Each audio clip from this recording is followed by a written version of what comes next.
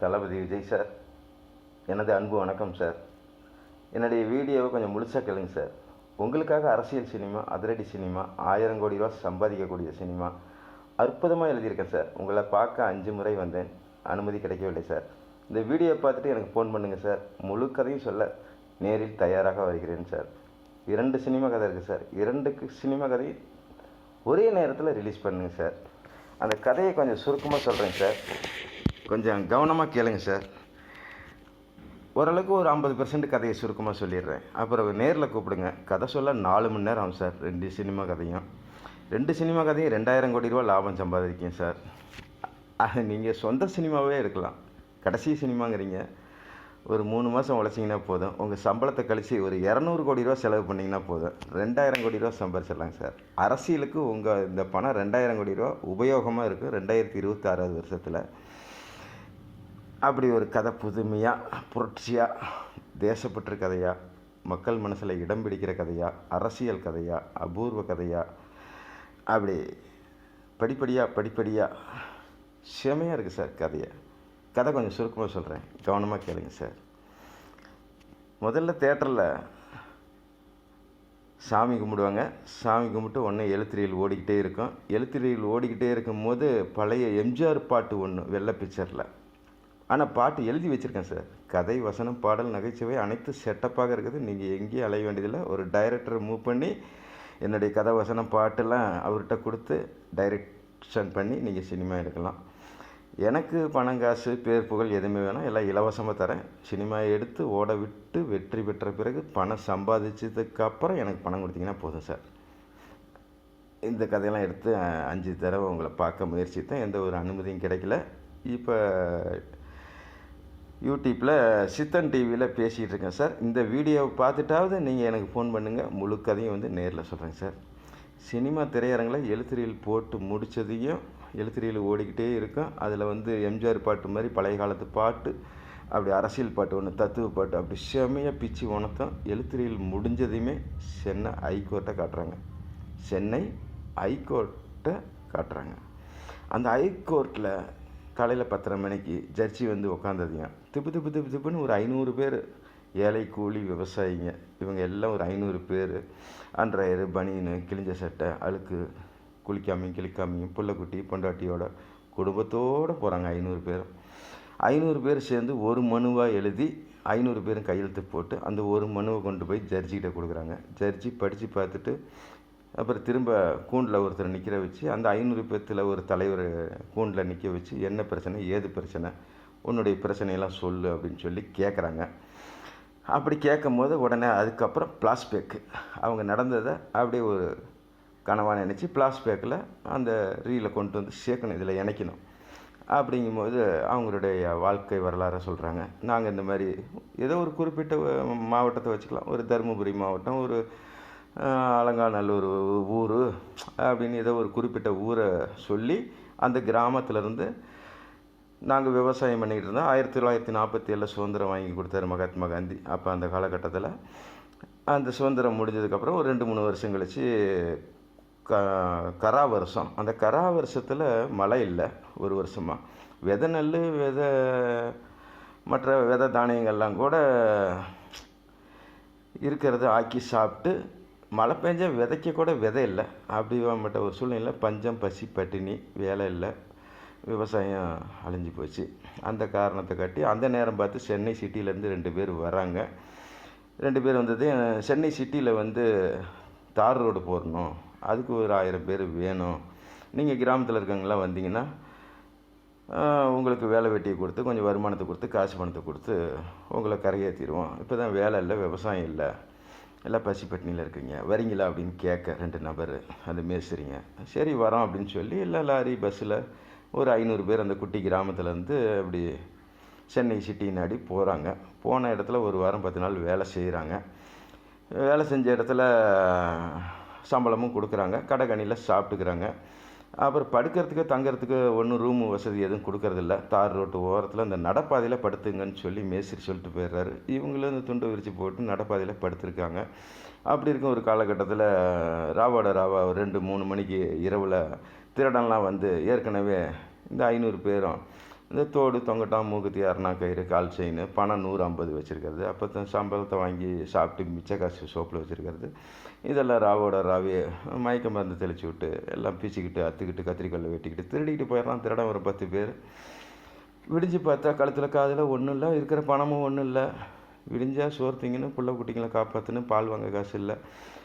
அப்படி ஊர் உலகத்தில் அந்த சிட்டியில் போய் பால் கடையில், பன்னு கடையில் பால் கொடுங்க, பழம் கொடுங்க, பன்னு கொடுங்க, இந்த பிள்ளைங்களுக்கு பசி எடுத்துக்கிச்சு, திருடன்லாம் இந்த மாதிரி திருடிட்டு போயிட்டான்னு கேட்க யாரும் உதவி செய்ய மாட்டேங்கிறாங்க, முன் வர மாட்டேங்கிறாங்க. அப்புறம் உடனே போலீஸ் ஸ்டேஷன் போகிறாங்க, கலெக்டர்கிட்ட போகிறாங்க, எதுவுமே எடுபடலை, நியாயம் கிடைக்கல. கடைசியாக சென்னை ஹைகோர்ட்டில் போய் முறையிடுவோம் அப்படின்னு சொல்லி 500 பேரும் போய் எல்லாம் ஒரு லெட்ரு வெள்ளை பேப்பரில் எழுதி 500 பேர் சேர்ந்தாப்புல கையெழுத்து போட்டு அதில் ஒரு நபர் ஜட்ஜிக்கிட்ட கொடுத்து, அப்போ அந்த ஃப்ளாஷ்பேக் கதையில் வரும்போது இந்த மாதிரி வேலை வெட்டிக்கு கூப்பிட்டு வந்தாங்க, திருடன் திருடிட்டு போயிட்டான், இதை கொஞ்சம் கண்டுபிடிச்சி கொடுங்க ஐயா.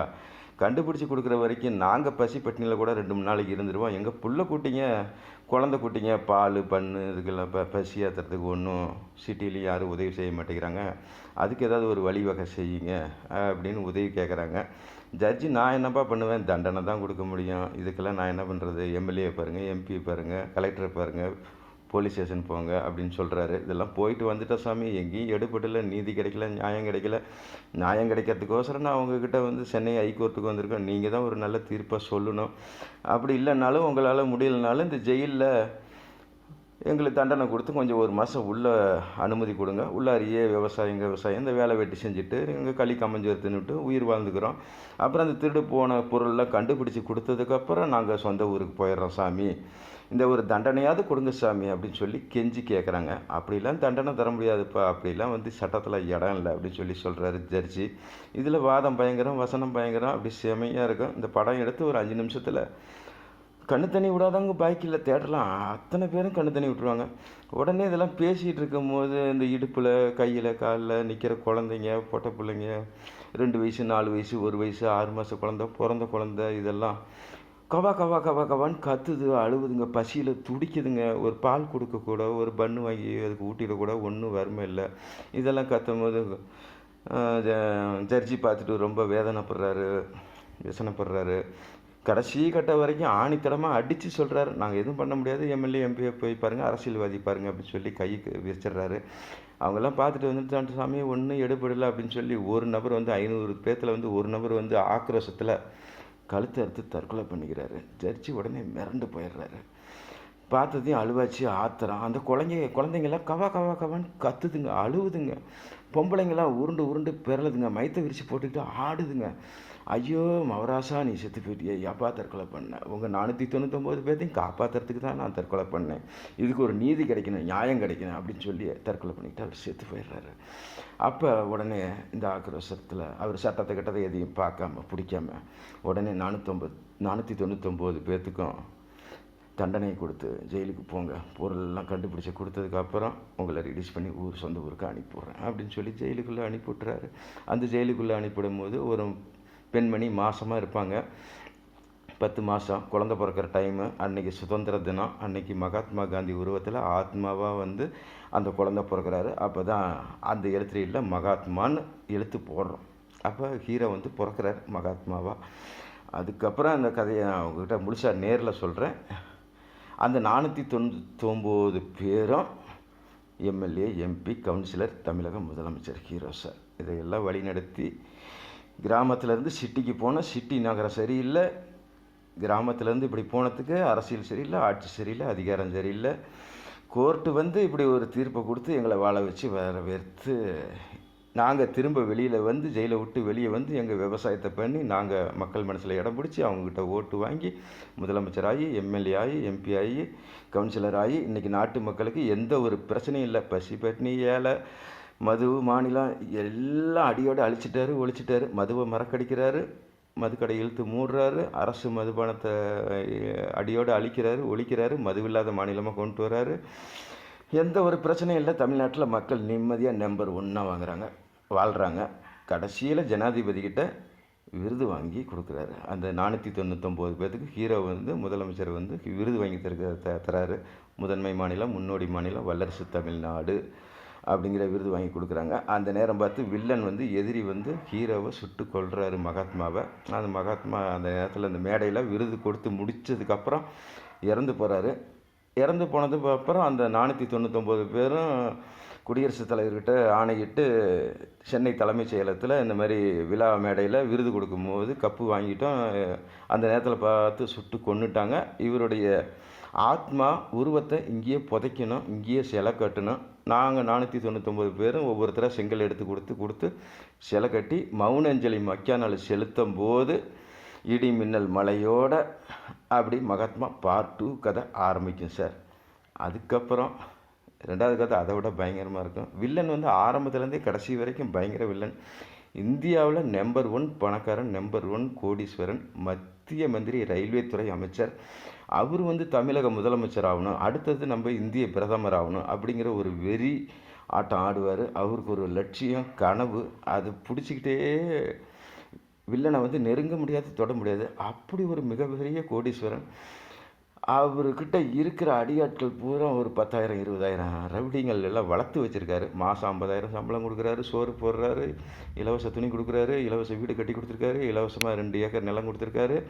அவர் பேச்சை மீறி எதையும் செய்யக்கூடாது, எங்கேயும் போகக்கூடாது, எங்கேயும் வரக்கூடாது. இவர் கட்டுப்பாட்டில் வச்சுருக்காரு அந்த வில்லன், மகா பெரிய வில்லன்.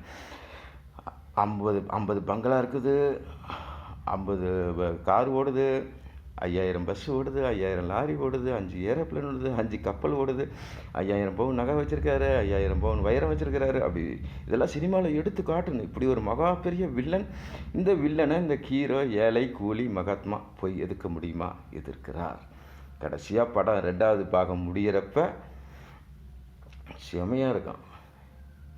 நம்ம இந்தியாவை நம்பர் 1 இந்தியாவை கொண்டு வர்றாரு. 155 லட்சம் கோடி கடனை கட்டி முடிச்சிடுறாரு. உலக சரித்திர உலக நாடு பட்டியலில் இந்தியா 3வது இடத்துல இருக்குது. பணக்கார நாட்டில் 3வது பணக்கார நாட்டில் இருக்குது. அப்படிங்கிறது வந்து ஐநா சபையில் விருது வாங்குறாரு நம்ம ஹீரோ சார். அப்படி தமிழ்நாட்டை முதன்மை மாநிலம், முன்னோடி மாநிலம் வல்லரசு தமிழ்நாடுங்கிறத விருது வாங்கி முடித்து 2வது பார்ட் 2ல் சரித்திர சுதந்திர இந்தியாவை மாற்றி அமைக்கிற கதை சார். கதை சொல்லணும்னா கதைக்கு 2 மணி நேரமும், அடுத்த பார்ட் 2க்கு 2 மணி நேரம் ஆகும், 4 மணி நேரம் ஆகும் சார். நேரில் கூப்பிடுங்க சார். முழு கதை சொல்கிறேன். கதை, வசனம், பாடல், நகைச்சுவை அனைத்து செட்டப்பாக இருக்குது. நீங்கள் ஒரு டைரக்டரை வச்சு மூவ் பண்ணி ஒரு 200 கோடி ரூபா செலவு பண்ணிங்கன்னா 2000 கோடி ரூபா 2026 அரசியலுக்கு பணத்தை சம்பாதிச்சிடலாம். நீங்களும் இந்த படத்துலேயே வந்து வர மாதிரியே முதலமைச்சராகவும் ஆயிரலாம் 2026. அதுக்கோசரமே மெனக்கிட்டு எழுதின கதை. இப்போ நடக்கிற ஆட்சிக்கும் அரசியலுக்கும் இந்த கதைக்கு எந்த ஒரு சம்மந்தமும் இல்லை. இதெல்லாம் 1947 மகாத்மா காந்தி